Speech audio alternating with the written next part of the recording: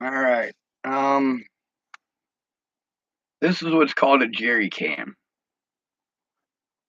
The Germans invented that, and that was one of the things that pretty much everybody tried to copy because, well, it's a good idea. It's got handles on it. They used to come, the fuel would come in barrels, and barrels are not that easy to grab a hold of. Then they tend to want to roll, whereas this thing right here, it's got some flat surfaces that it can just be tipped on. Um, I was just putting that on there for right now, just to see if it would fit, because I'm not actually going to start off with that one. I think I'm going to start off with.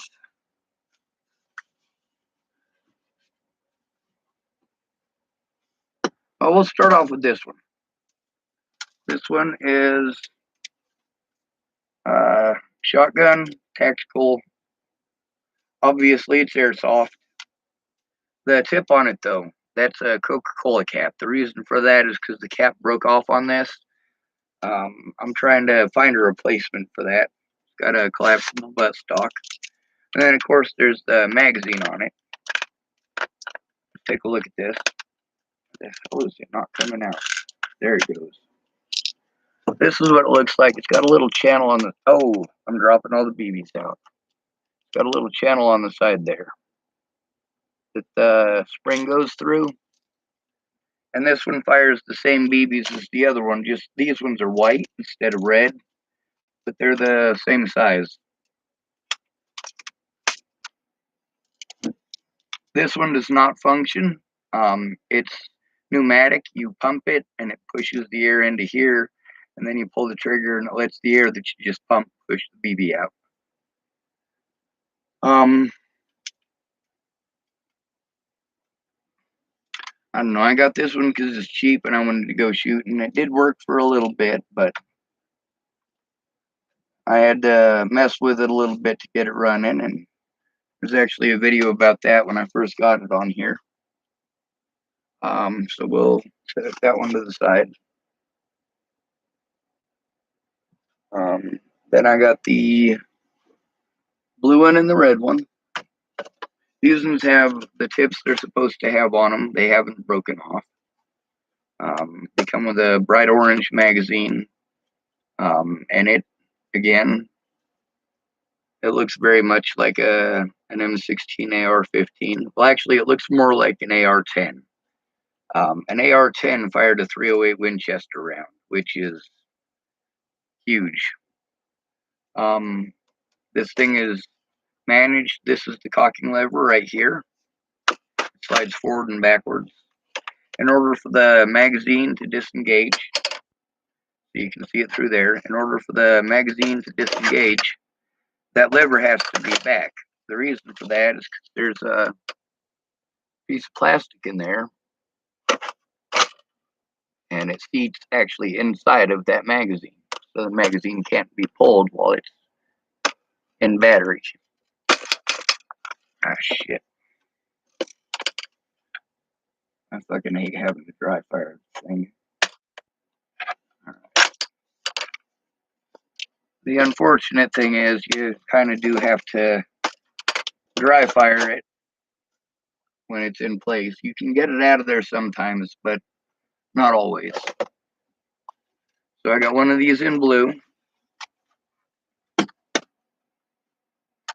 And those will be mostly for teaching younger folks how to be safe with them. This is the red one, again, orange tip.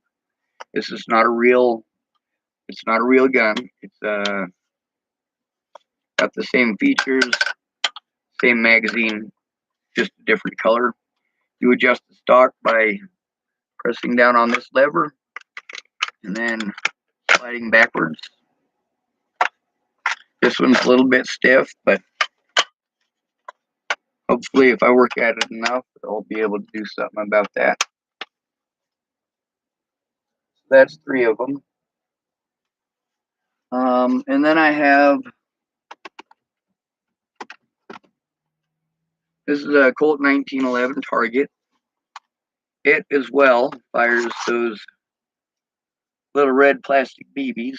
Actually, let me find the bag of them. Like if you look at the magazine, like yeah, it's obviously for airsoft. And then this whole thing, you can see the seam along it. It's just a cheap spring powered piece of crap. But it does have the orange tip on it, and I haven't broken this one off. This one's actually glued in place. The other ones, they're actually pinned in place. And then we have, this is the one that came with that. It came as a set of two. This one right here, again, orange tip. This part right here, it just is molded to look like it's got parts there, but it's just one piece of plastic, the whole thing here. None of the flapper here doesn't work. It says, let's see if I can zoom it in. Made in China. That's right. Made in China. It's extremely lightweight. It's maybe, I don't know, 14 ounces, if that. It comes with the magazine for it. Looks like this. And it's got these little red BBs I was telling you about.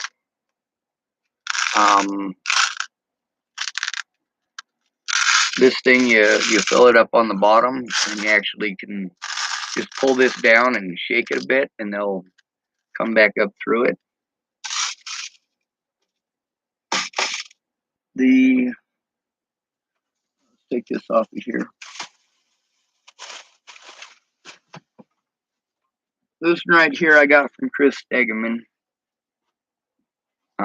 He was afraid of getting in trouble because the tip broke off. So this is another one that, again, I need to order a tip for. It's an Airstrike 240.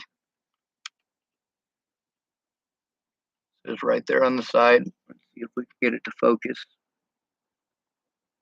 Obviously not a real gun. It, just like the other ones, it fires those little round BBs.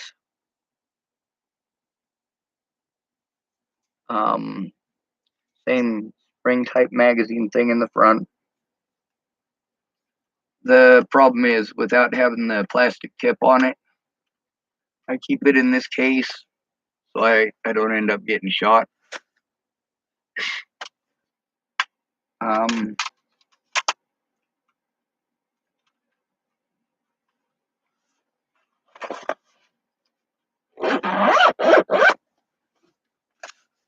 And then we got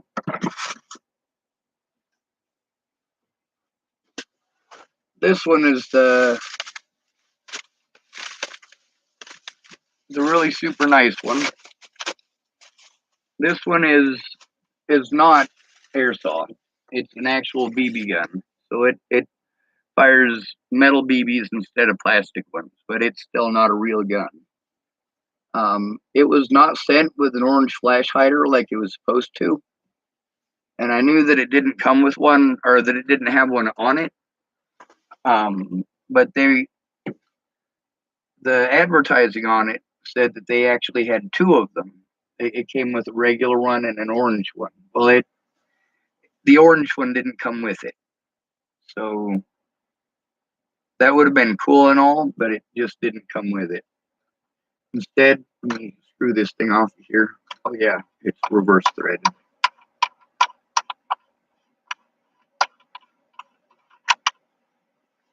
This right here is the flash hider, and it's made of plastic. It's not like some sort of friggin' multi-million-dollar friggin' alloy or anything like that.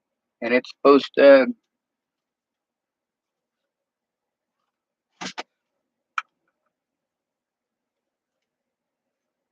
oh, sorry. See, same thing. But For safety reasons, you're supposed to have it be bright fucking orange. And this one right here, being as it doesn't have a bright fucking orange one, I gotta be afraid of taking it out anywhere.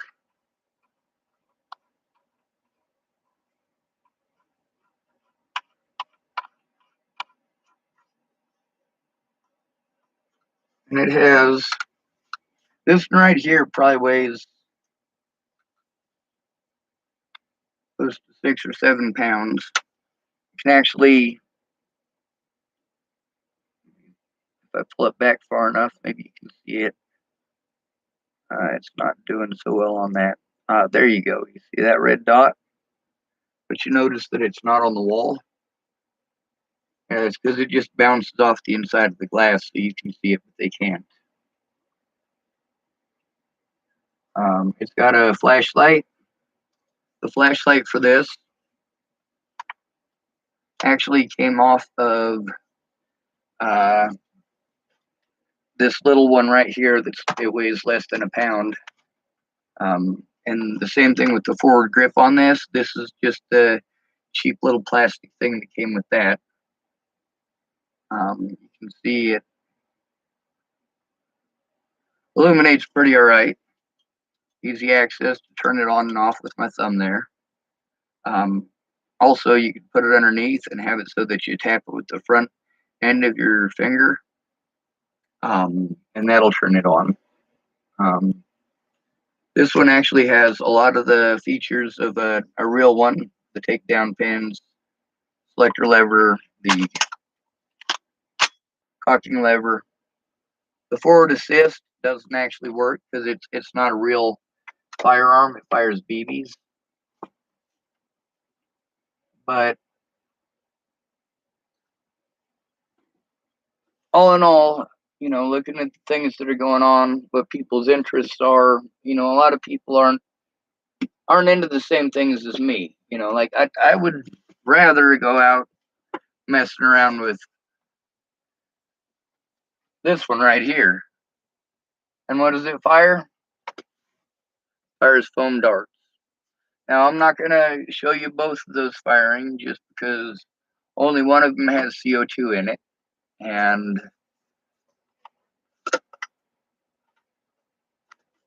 I'm only gonna fire one round. The only one with CO2 in it is the blue one. Again, orange tip, orange mag.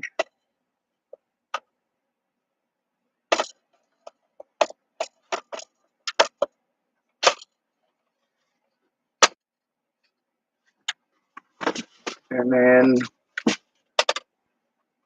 I'll shoot at the wall there.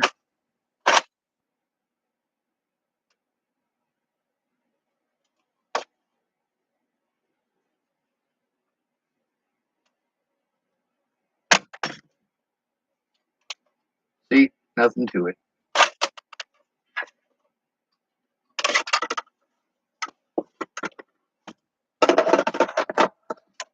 So now I can put both of those on my wall.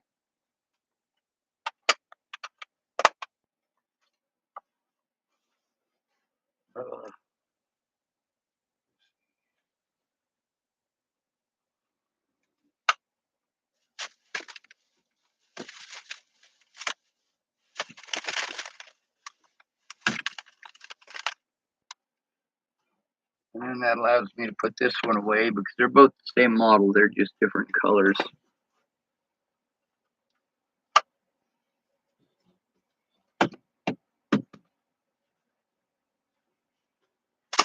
Let's see.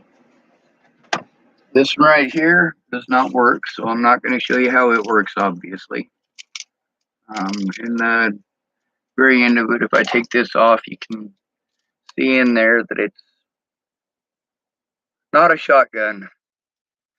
A shotgun doesn't have a little tiny aluminum barrel inside of the barrel. And it also doesn't have well, this one's not like super, super, super cheap. This one was made in the Philippines, it says. It says not a toy, 6mm caliber model, wear eye protection, standard stuff. I should be able to to fix it. I just haven't torn into it because well, it's cool looking, but it's pump action, which means that you only get one shot at a time. Like, it's not semi-auto, and it's definitely not full auto, so it doesn't send them BBs out very quick. All right, this one right here, see, orange tip. It uses the bright red fuckers.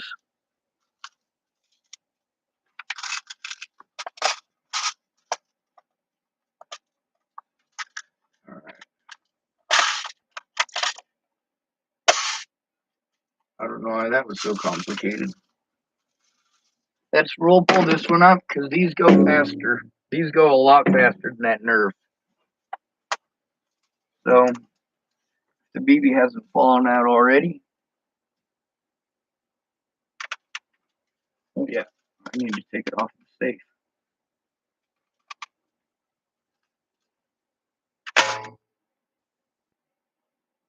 Of course, as you can see, that little plastic thing is definitely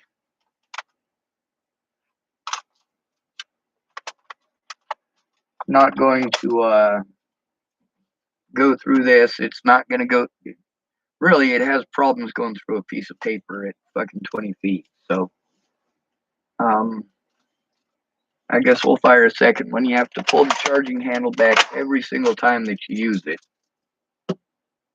Well, got to take it off fire as well.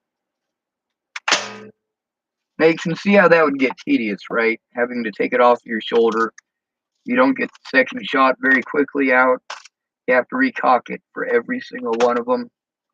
It's not very realistic. But a lot of people who do airsoft are fucking broke-ass individuals. And they make the best use they can with what they got at the time.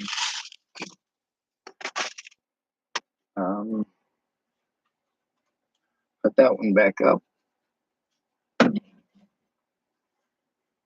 And then there is this one right here. And it's got see, orange tip. It's got a magazine release. Drops it right out. See if I can find those little red BBs. I'll show you what it looks like to load them up. This right here is, I wouldn't worry too much about losing an eye with the Nerf ones. But even with these plastic BBs, it's something you don't want to get hit in the eyeball with for certain. I haven't found them, so I'm just gonna scavenge from this. That's one of the good things about it. They used the same ammo, and I only need, we'll try 2 of them because just like with the Colt or with the AR-15 variant, this one right here, you have to cock it every single fucking goddamn time. It'll drive you to drinking.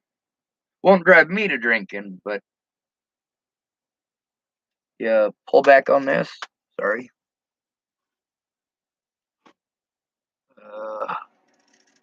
Pull that down, and we'll push in 1, 2.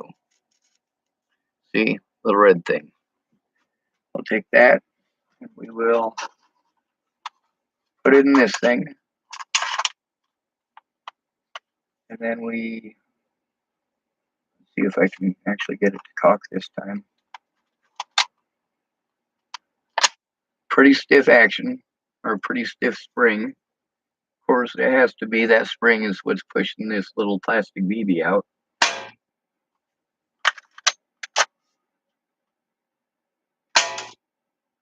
You see how that would get tedious? Magazine is empty.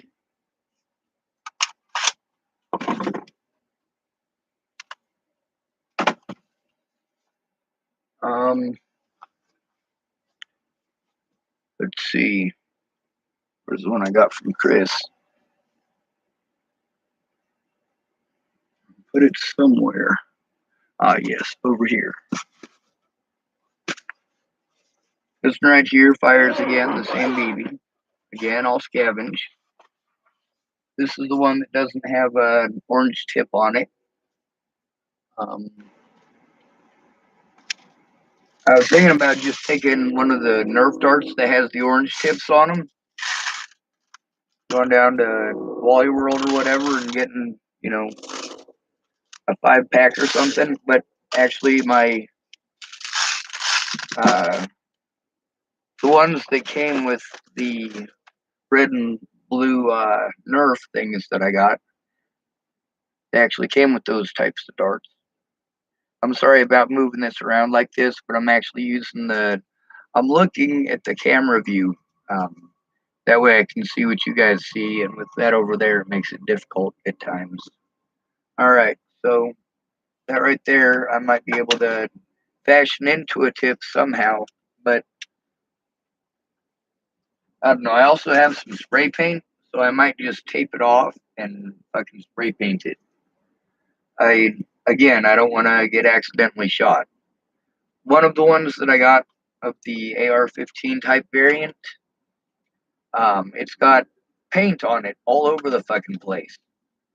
And a lot of people might look at that and go, man, that's a fucking dead giveaway that it's not a real gun. I'm like, well, you know, like some of those guys that have it, that they go airsofting a lot, and they have these really expensive rigs and all that kind of stuff. And then when they go out there and do their airsoft thing, like they take the orange tip off and all that kind of crap. And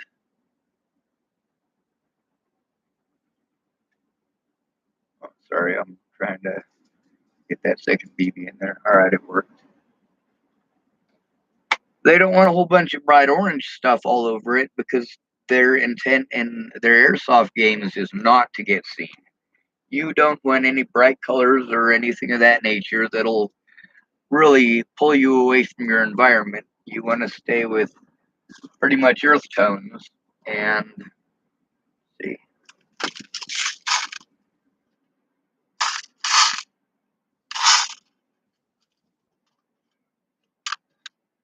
this one again is just like the other two that I just showed you. It has to be cocked every single time, so I put 2 of them in there to show you.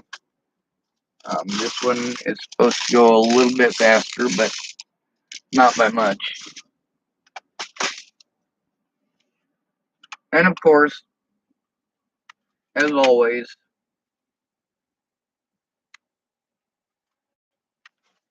we'll show you the inside of the action on this one. You can't do that on the other one. But you can see it's not a real barrel. It's got plastic that's see-through. And yeah, if you tried putting a real bullet in there, first of all, you'd have to modify it a lot. And second of all, it'd blow up in your hand and you would be a fucking idiot for doing such a thing.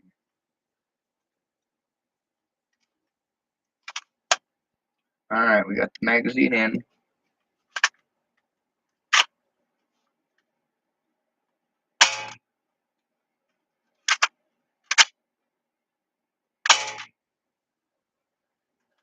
And then I'll check the action to see if there's any in there. All right, it's clear.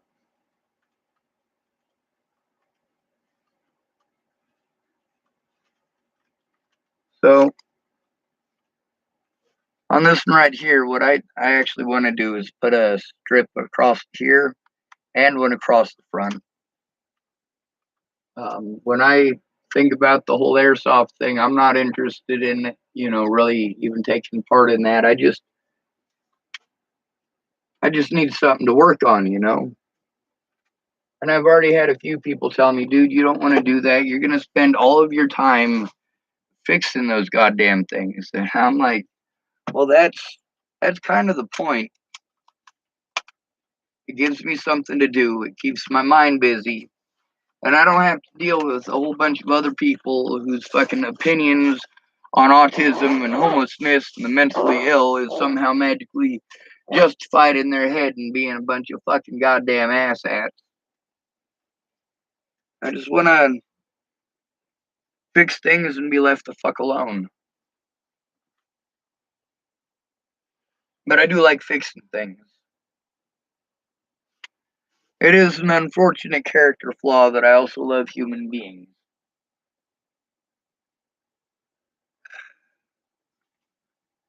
They bitch at me about their problems, and then I want to actually help, whereas most of them are just words.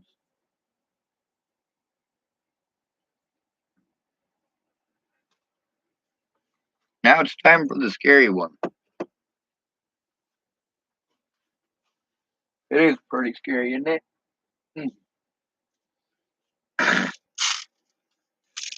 BBs! 6,000 count.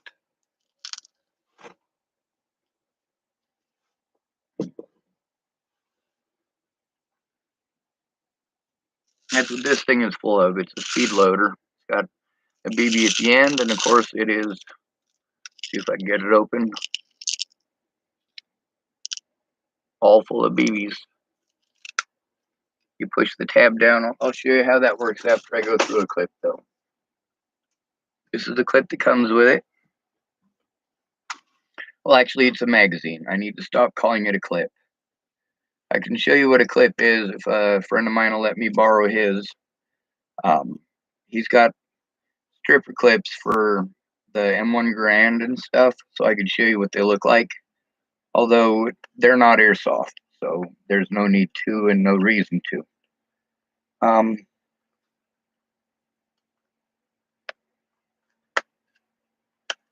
See if I can get this off of there.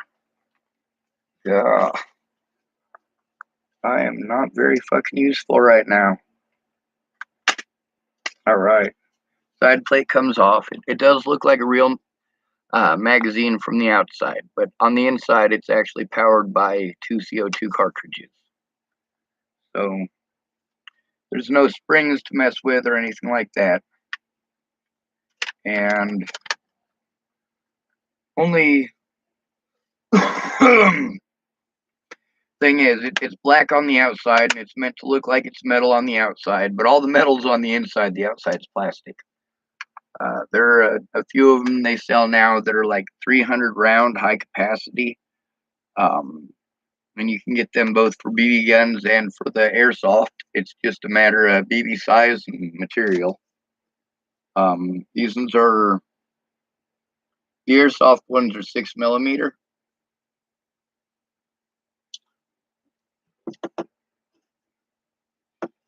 and these ones right here are 0.22, I think. I also have some pellets, but I don't have anything to fire the pellets out of. I've been told that I can load this so that as long as I load it up individually, I can load pellets into it, but I haven't tried that yet. A lot of that is because steel BBs are hard, so they'll have no loading problems. But when you've got the pellets, it's a lot different situation because they're pretty soft and they might deform on the way in.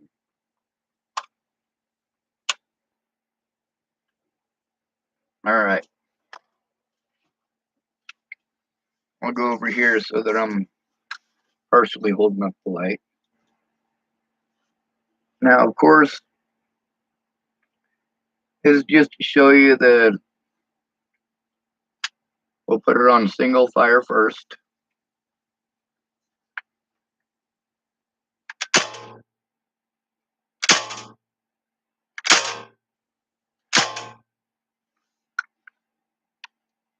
Now I'll put it over on full auto.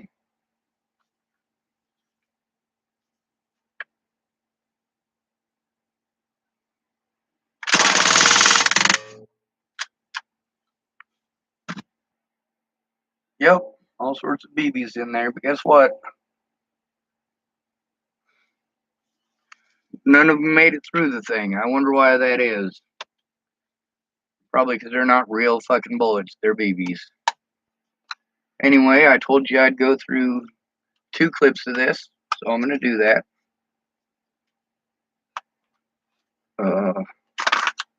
You just got to be smarter than the magazine.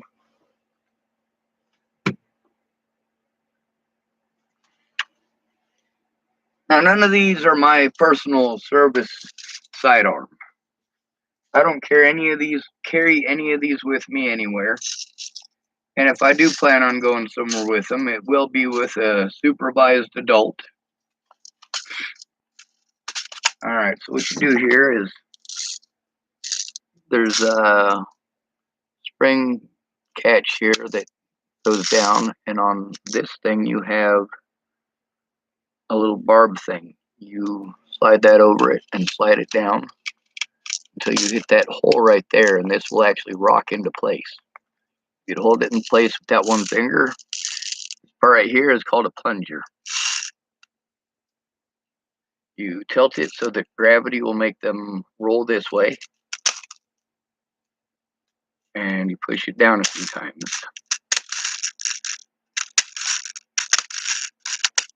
Up, and now it's full. It'll stop when it's full, and then you just rock it out of place. I'm sorry I don't have a higher quality thing going on, or some better special lighting bullshit or whatever, but fuck it. I'm just a poor boy, nobody loves me. He's just a poor boy from a poor family. Alright. And honestly, I could have not bought these things. I could have gone, you know what? That's frugal and stupid. But I don't buy anything with the intention of being stupid. If it keeps me busy and it keeps me occupied and it keeps me from thinking about blowing my goddamn head off, then it's not a bad thing. Natalie and I both needed the same thing. Same thing Alicia needs, and Danica, and Rose, and Rochelle, Shelley Campbell, right? And that what she was going by.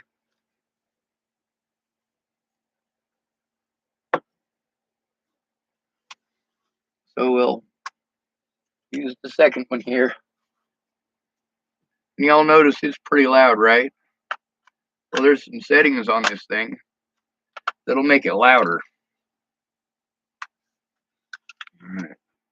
Now we do have to cock it so that it does close or open the ejection port cover. Like I said, these things are meant to look mostly realistic. I always try that.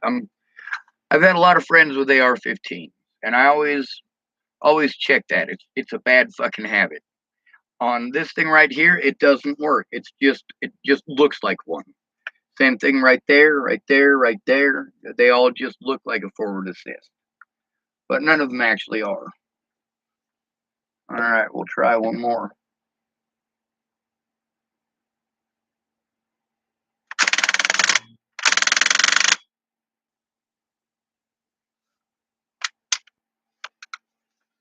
All right, there is something going on there that is irregular or out of the ordinary. They did not feed. So we will try this again.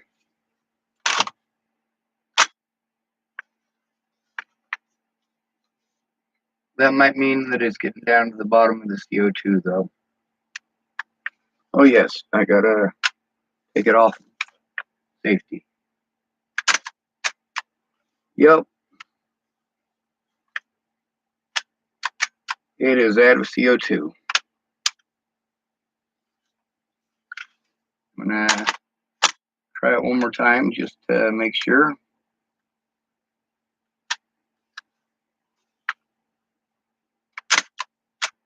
Yep. Sorry, folks.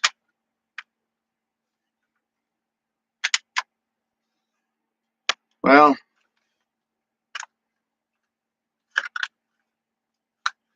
I suppose I can show you the technique for changing out the CO2 cartridges. This is part of the reason that even though nothing that I have here is electric, all of this stuff that I was looking at for a business utilizing these things, I went for the electric versions. It's a lot easier, it's a lot cheaper. I have a generator, so as far as any issues with coming up with power if I'm on the road, that won't be an issue. long as I can find some fuel. Also, I do have everything that I'd need now to make my gasifier, wood gasifier. Actually, I think while I'm on here,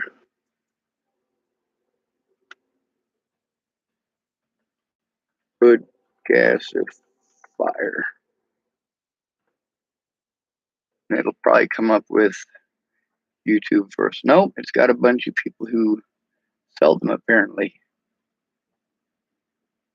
A wood gasification boiler. Wood is burned in the firebox top, and gases travel downward and are burned at 1800 to 2000 degrees Fahrenheit in the ceramic chamber below.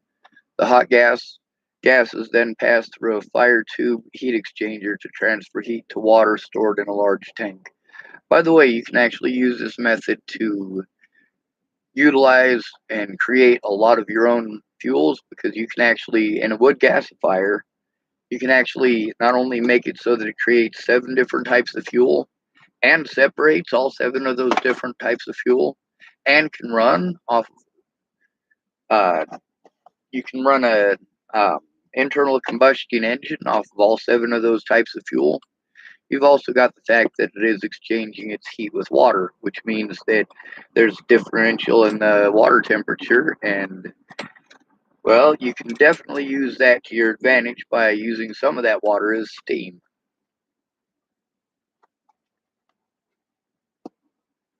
That's why radiators are incredibly inefficient. We shouldn't even have radiators on our vehicle. There should be just a spot to pour in the water, and when it gets hot enough to boil that stuff off, there should be a one-way valve, and it should be going right back to a little fan or flywheel, and that steam should be helping to assist and power your vehicle.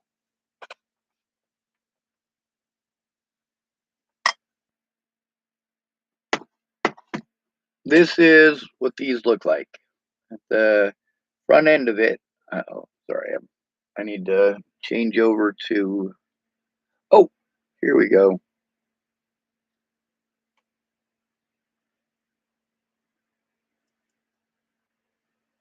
Copy link address. Now these things, they're under $1 a piece, which is nice, depending on where you get them. At Cabela's, you can get a 25 pack for just a few more dollars than you can get Walmart's 40 pack. Yes, the Walmart 40 pack was cheaper than the Cabela's 25 pack. But these are the brand of the thing that I got too, so it's perfect. These are the ones that are made for it. First thing we got to do is remove the bottom of this again.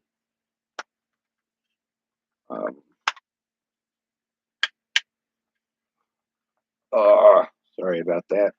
I'm not actually very good at removing this thing, as you can probably tell.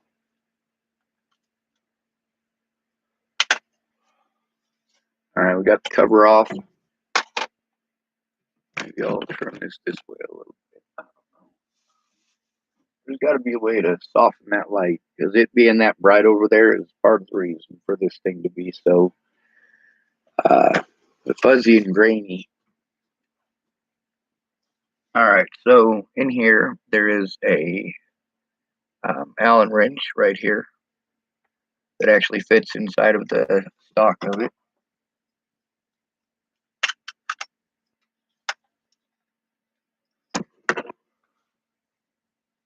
That's what it looks like. Just a tool. You take those and you put them in here, and in order to loosen it up, you turn them counterclockwise. Now these will make some sound because there is still CO2 left in them. But you hear that? Not much. And here's the other side. It'll probably have a little bit more in it. Oh, hell. All right, if I had I do have one. This is a trick that I did not learn in the Army because I was never in the Army, but my dad used to tell me, yeah, this is a trick I learned in the Army, and he was never in the Army, so I kind of picked that up. But you take this thing right here, and you slide it over the end of that, you can actually pry it loose.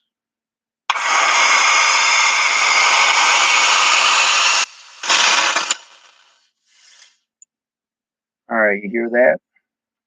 That was nearly a full cartridge. Also, I don't know if you guys can see the frost on the side of it. You see how this one right here is white and the other one is kind of silver colored? It's frozen and it smells like oil. It definitely smells like oil. Then you pop both those out. I guess I need to line that up just a little bit more on the first one.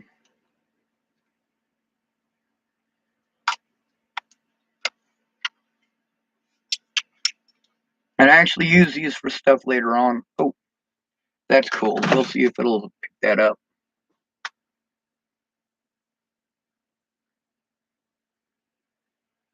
You guys see the little tiny bit of steam coming out of it? You probably can't, but let me see.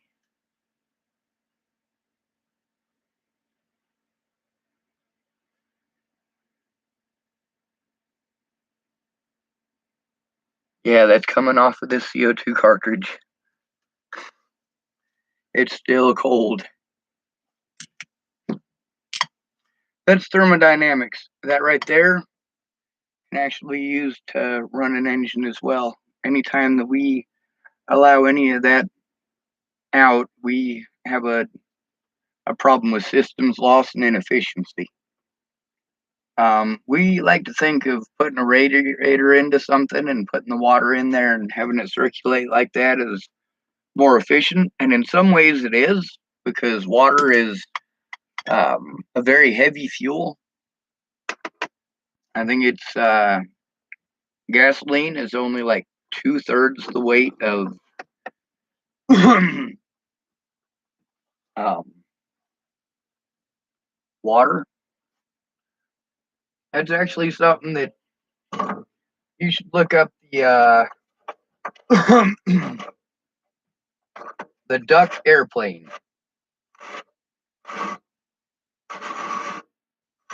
The pontoons on it, on those airplanes, the old seaplanes, you see those pontoons on there and you think, it's kind of like a pontoon on your boat. It must be filled with foam, or if it's not filled up with foam, then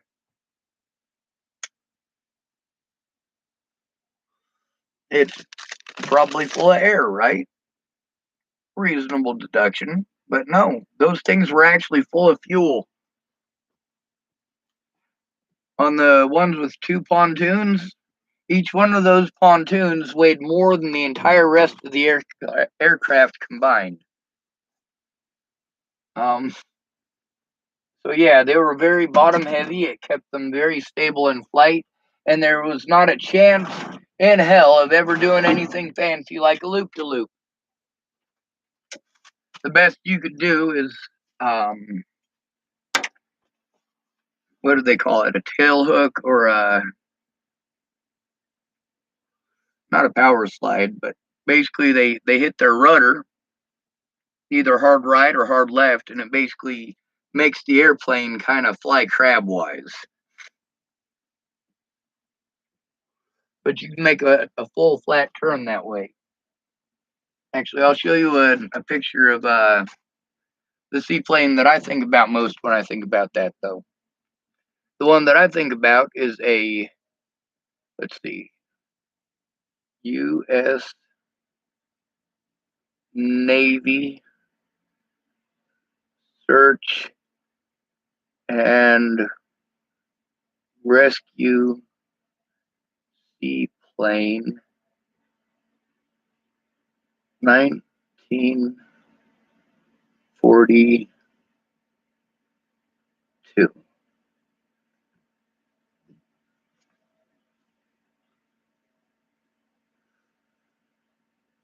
Actually, what I should do is log into War Thunder. 'Cause in War Thunder, they have one.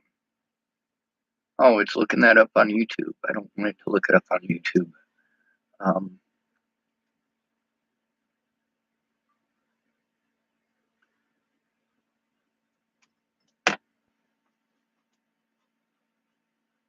all right, I had my headphones plugged in.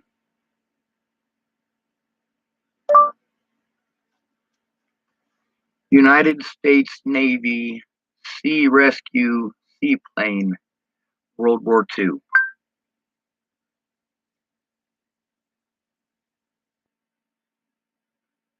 I didn't get the, it only got world.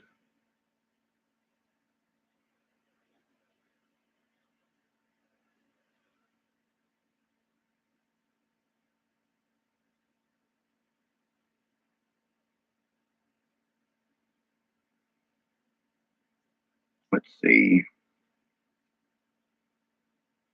Oh, that's the PBY Catalina. That's not what I'm looking for.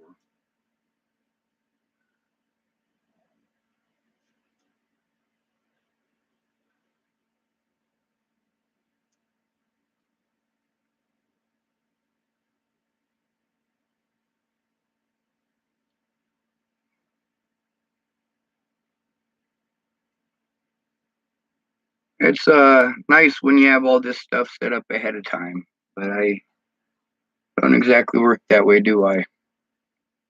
Okay, I went to images. Yep, it's mostly the PBY Catalina. But all right, here's one that is not a PBY Catalina.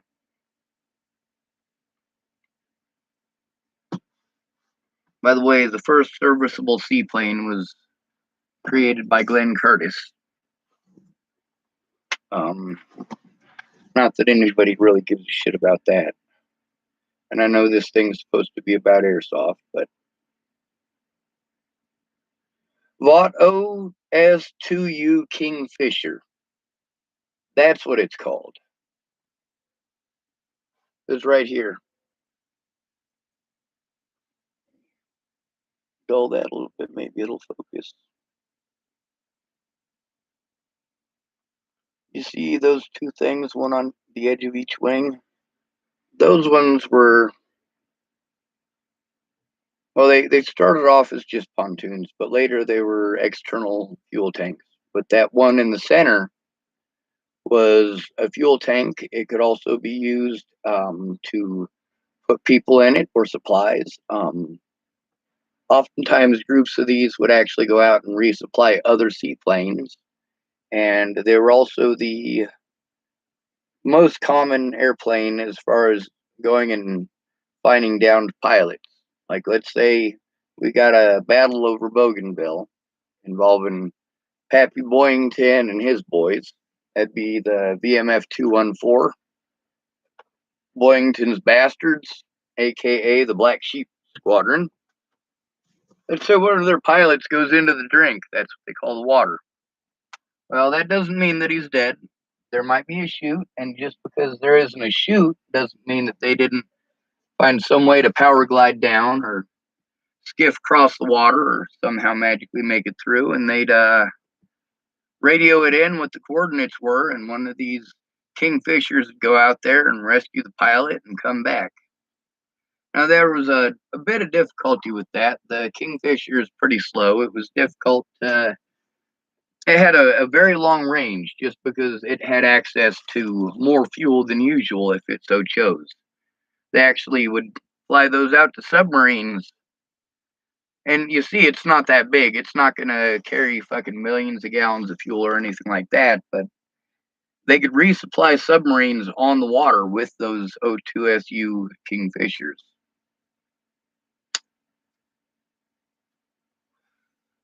Like I said, most of the technology that we got today came from necessity from warfare. A lot of people thought about those things that are so horribly used today.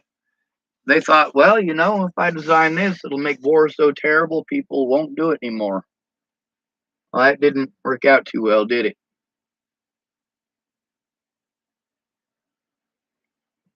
Nobel Peace Prize. Who's that named after? The inventor of dynamite.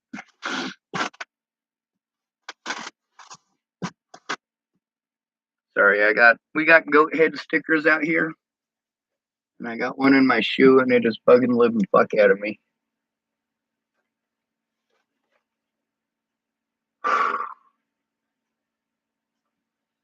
So that's pretty much my collection. And we got 2 fresh ones of these.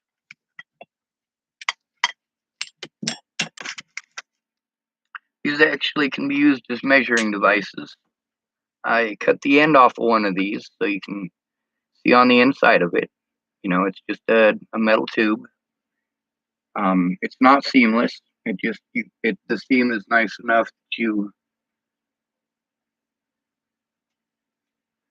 can't really feel it. I mean, just barely. But also, if you look at them side by side, there's the bottoms lined up. There's the tops. You can take off the top and you can use this for small measurements. This tip here is actually crimped on and it's under a lot of pressure, so it's not easy to get off of there. But you can just insert a drill in the very end of it, or you can get a nail, put it in the end of it, hammer it down a couple of times. I actually learned that trick from a guy who does reloading. He measures out all of his own powder according to the cap end of one of these. And that's because he doesn't have an expensive ass digital scale. And the reason he doesn't have an expensive ass digital scale is because digital scales fuck up a lot. With a mechanical scale, if it's wrong, you can usually tell right away, and you can usually tell what the obstruction is it's making it come out wrong. With one of these electronic machines, you know, sometimes it's just that you left it out too fucking long in the heat. Sometimes it's that it's just too fucking cold.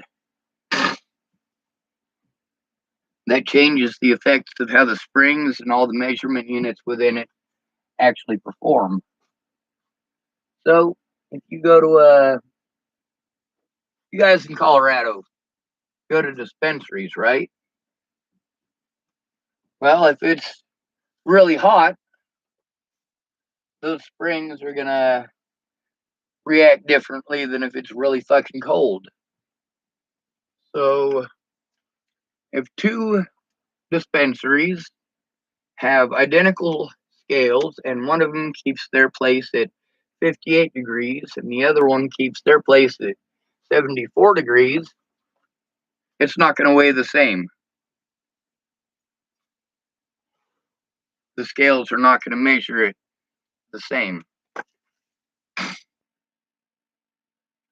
And a lot of high dollar mechanical scales, they work under that same thing. So it's important to get it's a fulcrum type. Like you guys see the scales that they have on like Lady Justice, for example. I'm a Libra. I'm supposed to be the sign of justice. I'm also well, we'll get into some of that nuttiness later. That all falls into the realm of fantasy to me. But it's interesting, you know, how the scales are supposed to be the sign of or the symbol of a Libra, and the reason for that is because of the justice thing. Like that's supposed to be really big for us, and you know, in my case, that is true. But I don't think that necessarily has to do with when I was born.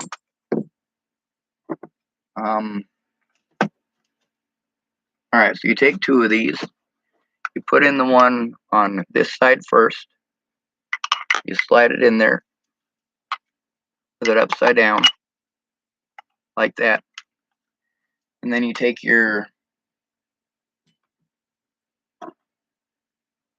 hex head or Allen's head key, yeah, put it into the end of that. You make sure it's lined up first before you start screwing it in. You don't want to screw up the bushings or the buffers. But once you get it down so there's a little bit of tension, it's going to start hissing, and you're going to want to get past that hiss. Every second that it's hissing, it means that it's releasing that CO2 that's in it. You hear that? Just a half a second, and then it's in place. All right, now we're gonna do the second one. Sorry, it's really short in here. I can tell what the problem is with this and why it's not doing it properly.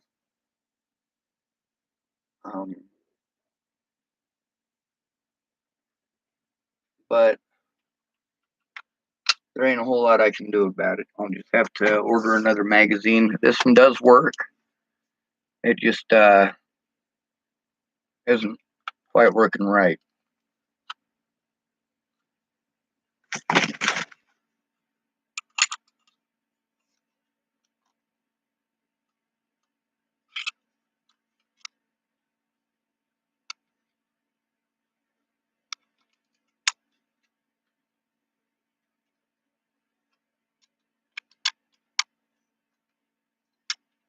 All right, and then we replace this where it goes. Get it in there.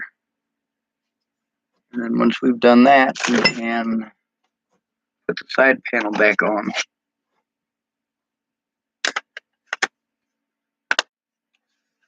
Once the side panel is back on, we can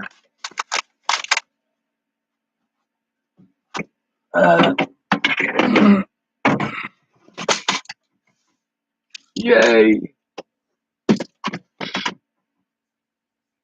Set this back up, and we'll finish that last magazine like I said I was gonna.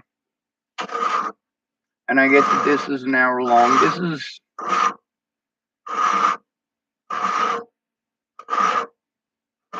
it kind of makes me feel better to believe that somebody might care, that somebody might give a shit. Maybe the information that I have might be useful to somebody, and it is. The information in my head has been useful to a lot of people, and I got proof of that too. A lot of these people, you know, I showed the truth and told the truth, and I'm like, you know, that really should make a difference. It didn't.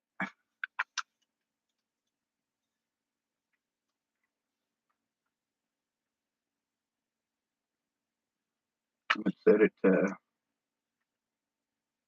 semi.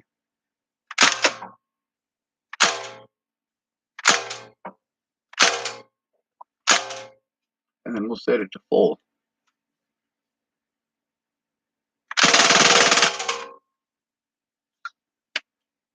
Scary, right? Put it on safe.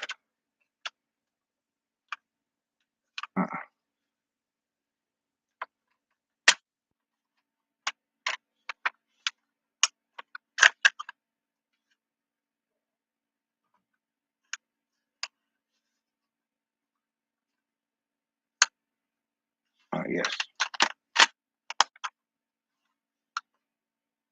All right. Well, now that's over with.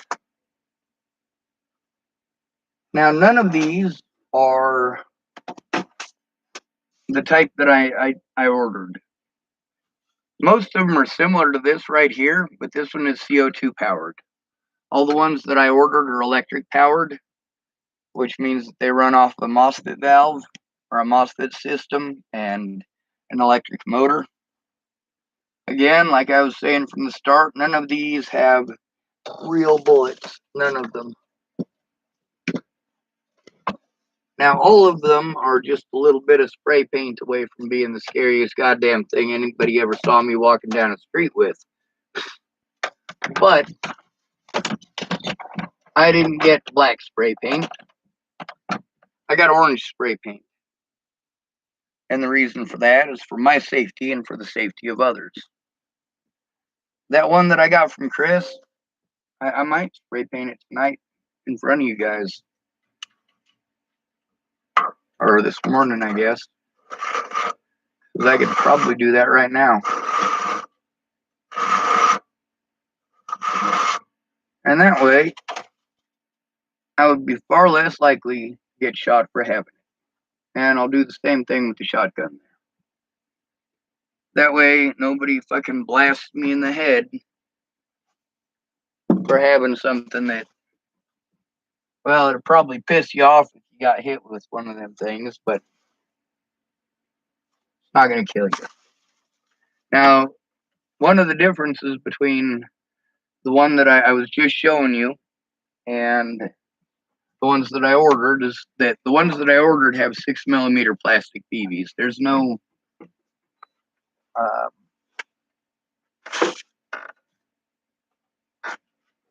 there's no metal BBs for it, which is good.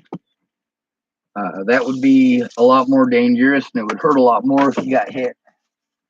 As is with airsoft, if you're wearing a padded jacket or 2 or 3 layers of clothing, you don't feel it so much. You hear it and you kind of sort of feel it. Unless they're up close and fucking personal, then you're going, oh God, that fucking hurt. I've had people have fun with me with them things. See, that's the thing. When you're different, you're the one that people want to test stuff out on and try stuff out on. Like, yeah, I just got a new fucking taser. I'm going to fucking test it out on someone. That's fucking so kind of you. So fucking kind of you. But who is it that you usually pick? It's not a popular kid. They'll throw a fucking tantrum. But us, we just have to laugh it off. We just have to laugh it off and pretend that everything is fucking A-okay, don't we? Yeah, we do. That's why you pick us. We are already set up for victimization. We already know that nobody's going to listen to us. We already know that we're not the popular ones. We already know that if we get angry, it's not allowed. Even if you're fucking hurting us, we're supposed to find it funny too. It's not so fucking funny when it happens to you, is it? Of course it's not.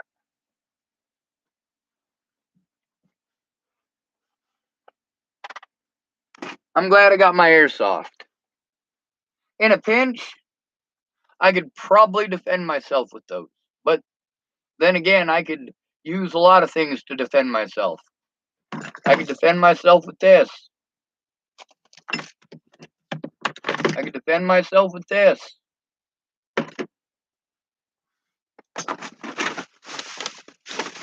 I could defend myself with this. These are just tools.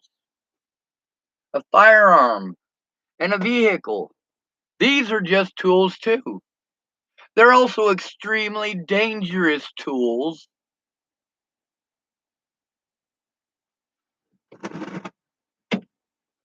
I don't think taking a basic firearm safety course or a hunter safety course, I don't think they're adequate or equivalent. I don't. I think that there should be an actual test, like a serious fucking test where you are observed with your firearm. And not a real one, mind you. I'm not gonna fucking have you testing with something that's live. No, you're gonna show me that you can handle it properly, even if it's just a toy, before I'm gonna let you anything with it. Then, just like with an actual vehicle, once you've gone through the training phase, then you could actually have a test. Like here in Nebraska, I think it's like 50 hours that you need to have logged on. An adult has to be with you, and they have to sign for the fact that you drove.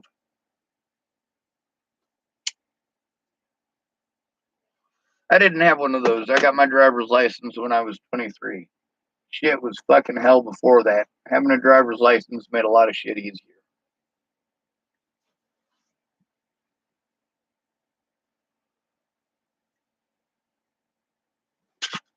There's a lot of stuff that can be used as a weapon. Whether or not it is a weapon is dependent upon how you use it. If you're walking down the street with a hammer in your hammer hole, you got this little hole on your cargo pants or on your work pants. Let me show you what that's for, those of you who don't fucking know. Because apparently there are a lot of people who don't fucking know this. The hell did I put? There it is. You take your hammer, and that hole takes the bottom of the hammer, and this one's got some duct tape around it, so it's having some issues. And then you've got your hammer on the side. It's not tipping over or falling over, it's held right in place. It's got just enough there that it holds over this is called the shoulder here, this bottom part that the handle slips into. And this fits around the shoulder and it just holds it in place. Now, if you see somebody walking down the street and they've got one of these in there, it's not because they are some weirdo who is gonna fucking pull it out and start bashing people's brains in.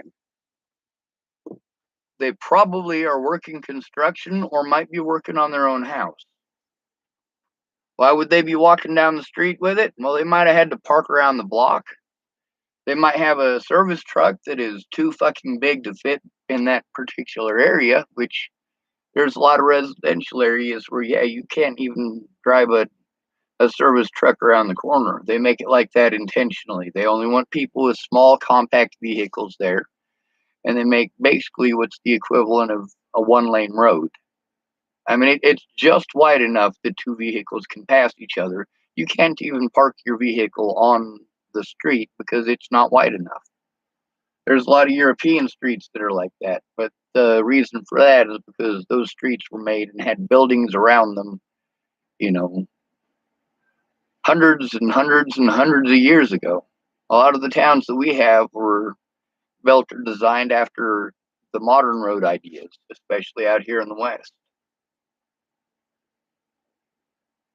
We weren't building our roads inside of towns with the strategic idea of having people drop stuff like buckets of their own feces on an invading army.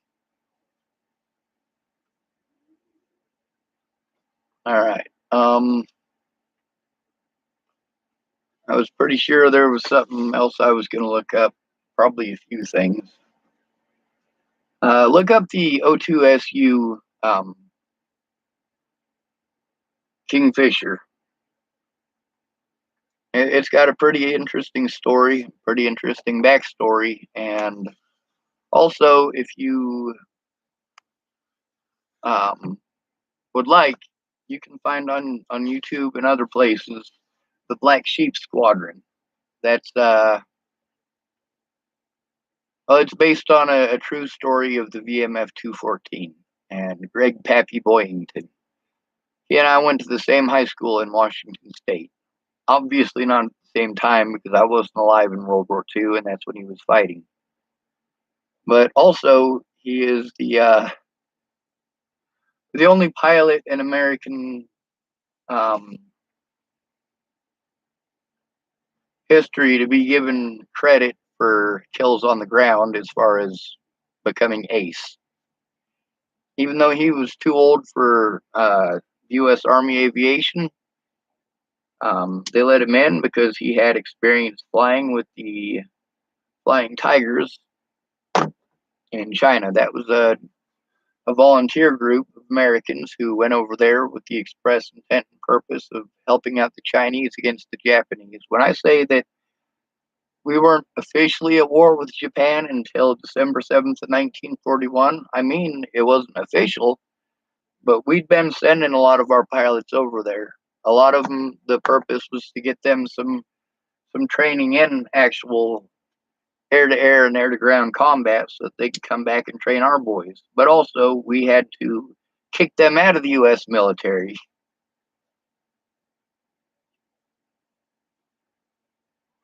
Greg Pappy Boyington, he wasn't what you would expect. Not at all.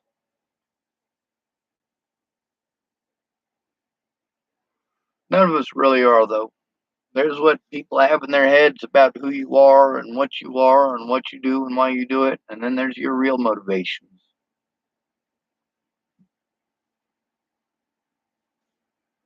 I can't take care of myself because of the things that happened. I'm disabled. And because of the things that happened to me, I literally will not be able to take care of myself for the rest of my life. At least an honest day in court would help it so that I am not so horribly victimized. Nobody should have to fear from their fear for their lives from the police. Nobody. But statistically, yeah, I'm number one and number two on the list of most likely to get shot by police. Nearly half of those killed by police last year were homeless, and over half were disabled. I am both disabled and homeless.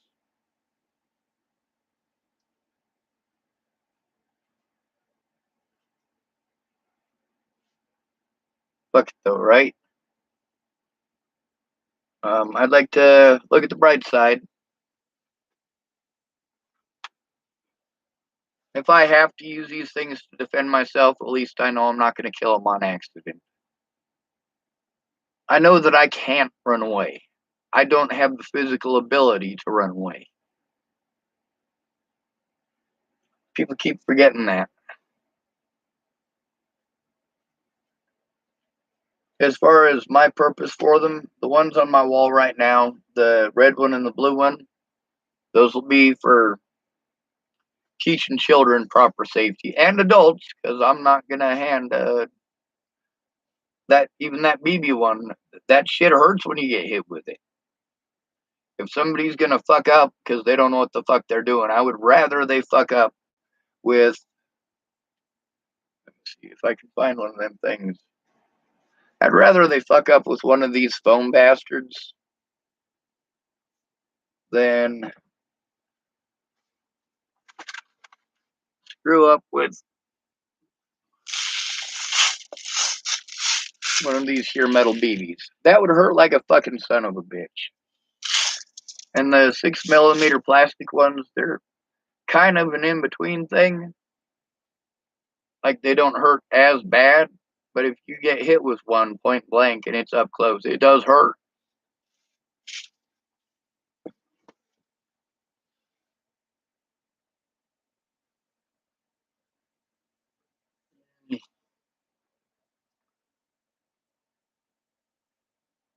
I think I'm gonna let you guys go. I'm gonna munch myself a can of sardines and some knockoff buttery round crackers. Sounds like a good dinner, don't it? No, I got a loaf of bread yesterday. Yeah. I got a loaf of bread and I got some jalapeno jack cheese. Oh my god, this stuff is the fucking shit. Or pepper jack, sorry. Pepper jack cheese. Loaf of bread. So I'm gonna take them sardines, I guess, and make me a sandwich. Y'all have fun, stay out of trouble, or don't get caught. Oh yeah, and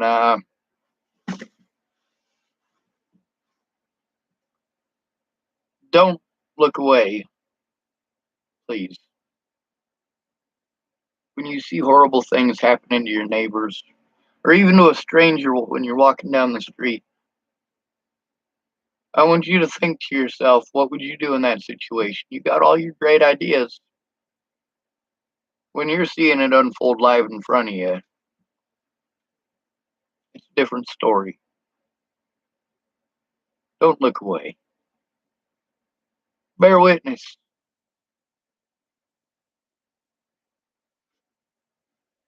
Otherwise, you're lying to yourself and others. I couldn't, in good conscience, think of myself as a decent person if I was to turn away from any of these predators or their victims. That makes it unsafe for all of us. Ted Bollinger makes it unsafe for all of us. Tim Beeson and Dalton Crawford and Braxton. These people all make it a much less safe place for us to live in. People like Waylon Lolatai and people like Dr. West, who is the son of a bitch in charge of Clearview. By the way, they were closed down, thank goodness. These are real situations and these are real people. One thing that is a positive, I suppose, is that if I'm out there and I'm doing the airsoft wars, well, I might get to meet some people and learn some more useful skills. I mean, if I'm not involved in the shooting, because I really don't have any intent on pointing those at a fucking human being, not even the Nerf ones. There is one guy here in town that if he asked me, I'd tell him yes. I still wouldn't shoot at him.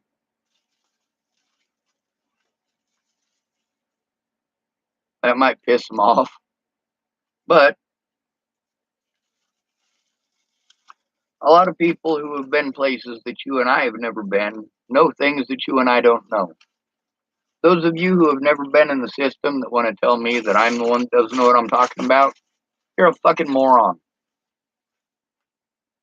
That's like a janitor telling a nuclear technician that the nuclear technician doesn't know what the fuck he's talking about when it comes to fixing the fucking power plant before there's a goddamn meltdown.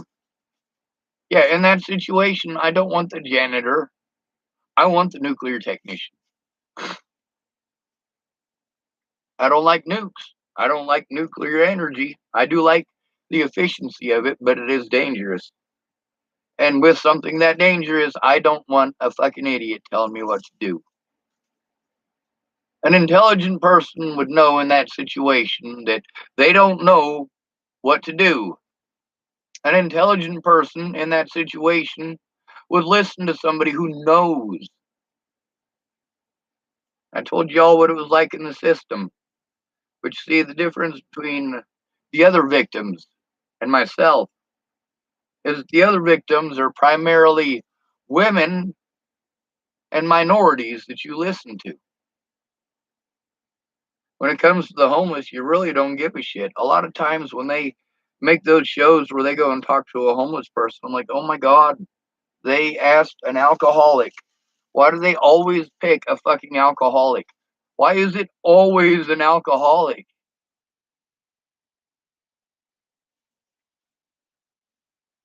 And then they want to tell us about how we should feel bad for these alcoholics. Well, what about all the homeless people that aren't? See, most of us out there on the streets, we got to deal with enough victimization from the police and from the general public because they know they'll get away with it. Then we got to deal with the alcoholics and their bullshit.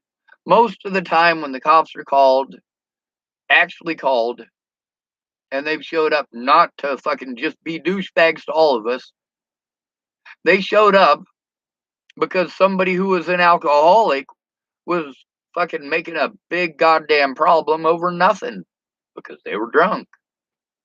Of course, the police still capitalize on it. Sure, usually they show up just to fucking make our lives hell. But in this case, they had an actual call. However, that doesn't mean that they're not going to take the opportunity to make our lives hell still. Homeless people are blamed for every goddamn problem in America. They're abused for every fucking goddamn problem in America. It's homeless people's fault that you're broke. It's homeless people's fault that there's Muslims. It's homeless people's fault that there's white folk. It's homeless people's fault that there's black folk. It's homeless people's fault that not everybody is of your religion. And I know you guys are like, well, that's not how it is. No, that is how it is. I want you to try looking at it from an outside perspective for fucking once instead of being a selfish son of a bitch and pretending like you can do no fucking wrong before you go trying to pretend like I'm a bad person for telling you that, yeah, You did it. Your God didn't do it. You hiding behind your God does not make your God a righteous God. That makes you an unrighteous human being. If you're not a righteous human being, I don't want to hear about your imaginary fucking friend. Now, there's a lot to learn here. We're all stuck here on this fucking rock. When I see somebody who's hungry, I want to feed them. When any of the governments of the world see people that are hungry, they drop fucking bombs on them. That is the difference between you and our goddamn government officials. Their solution to everything is to fucking kill everything and kill everybody. But then they want to tell us that we're bad people if our solution to being targeted by them is the same. Hey, if your neighbor is trying to fucking kill you and your family, I'm not going to tell you to go fucking kill his family. That's fucked up. That is fucked up. Let's say you got 5 people in your family and they got 5 people in theirs, mom, dad, and 3 kids, right? Now, if the dad is coming over to your house and trying to kill you and your entire fucking family, you have the right to shoot back, motherfucker. You do not have the right to go after his entire family. But it's fine if you're a government, just like torture is wrong unless you're a government.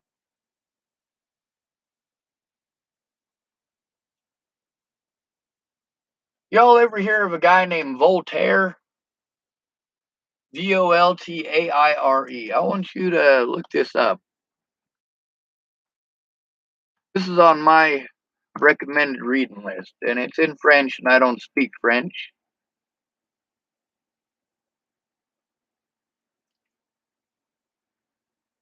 I'll just give you a link to the Wikipedia page. And if you want to, you could read up a little bit about this guy, and then you could read up some on his beliefs. Some of them I agree with, some of them I don't. There is another one that's on my recommended reading list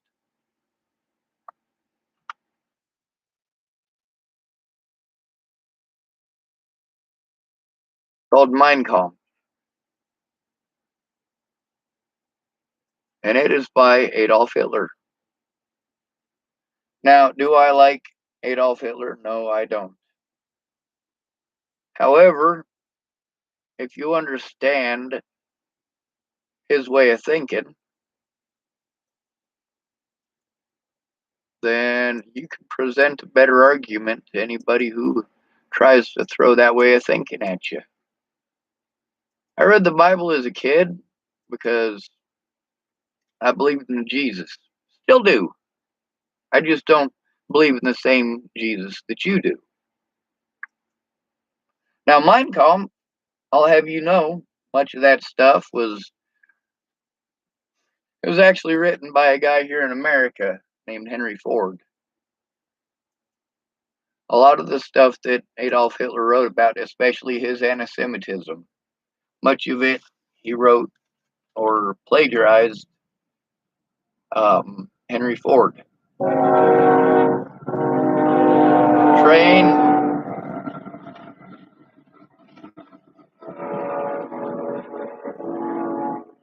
However, Henry Ford hired Jews at his factories. He paid those Jewish people the same price that he paid everybody else. Adolf Hitler had them put in ovens and incinerated.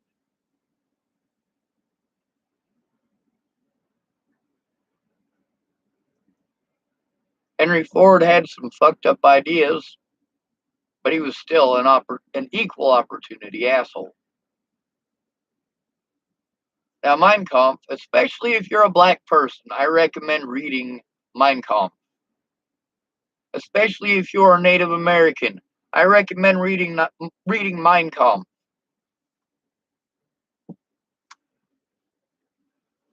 To every Christian, I recommend you read the Quran. And to every Muslim, I recommend you read the Bible. How many of the Christians that I know have read the Quran?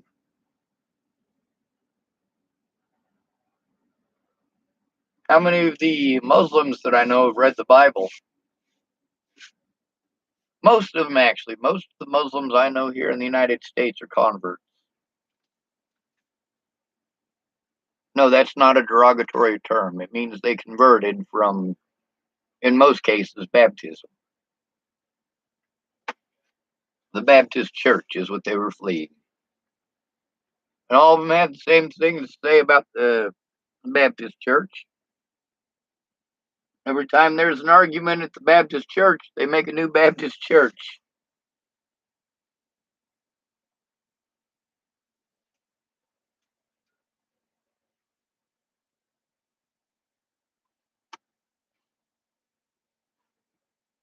We can do better. But also, knowledge is power. I have knowledge in a lot of areas that you guys are clueless about. And a lot of the issues that I have, it has more to do with your cluelessness than anything else. So you allow these things to happen because you are clueless. You don't know what it's actually like. You know what your mommy and daddy tell you. That's about it. When you see that person being picked on that everybody gets away with being a fucking asshole to, and then you have a bad fucking day, it's probably the first person you're gonna fucking snap at. And they don't deserve it, and you fucking know it.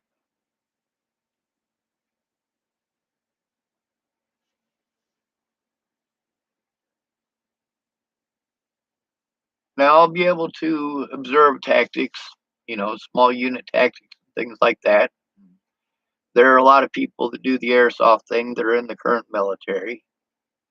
So, if they're used to training with the high dollar equipment, I don't have it. But if they want to have a birthday party or just to get together or something like that, well, I got a big ass fucking dump truck and I got supplies coming in, and I'm very much going to try to make a business out of it. Also, with my knowledge of forming and casting, I'm thinking very heavily about making my own reproductions. Um, yeah, I'm one of those fucking SOBs who's dumb enough to think he can do it better. I can do it better because, unlike most of these fucking dumbass jackholes, I break everything into its simplest fucking components. The more complicated you make it, the more chances you have of it getting fucked up.